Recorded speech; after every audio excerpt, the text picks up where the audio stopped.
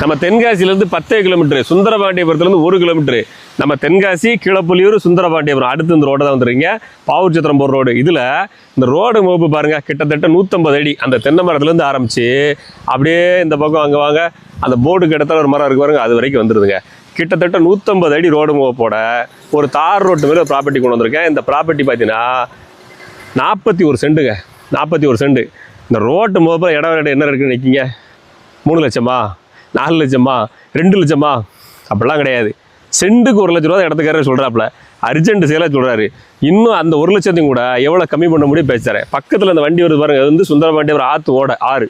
அந்த ஆற்று பாலம் முடிஞ்ச உடனே நம்ம இடத்துல பார்த்து தெரியும்.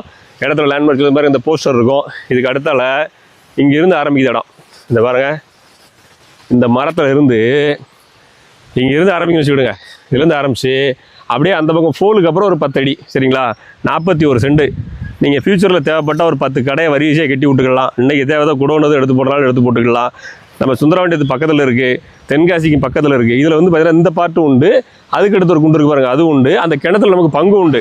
நீங்கள் ஏதாவது சிம்பிளாக ஒரு தோட்டங்கள் போட்டுக்கணும் வச்சுக்கலாம்னு செஞ்சுக்கலாம். இல்லை ஒரு குடோன் பர்பஸ் யூஸ் பண்ணிக்கலாம், ஒரு ரெஸ்டாரண்ட் யூஸ் பண்ணிக்கலாம். நாளைக்கு ஃபியூச்சரில் தேவைன்னா மண்டபம் எதுவும் கட்டினாலும் கட்டிக்கலாம். வாய்ப்பாக உள்ள இடமா இருக்குது.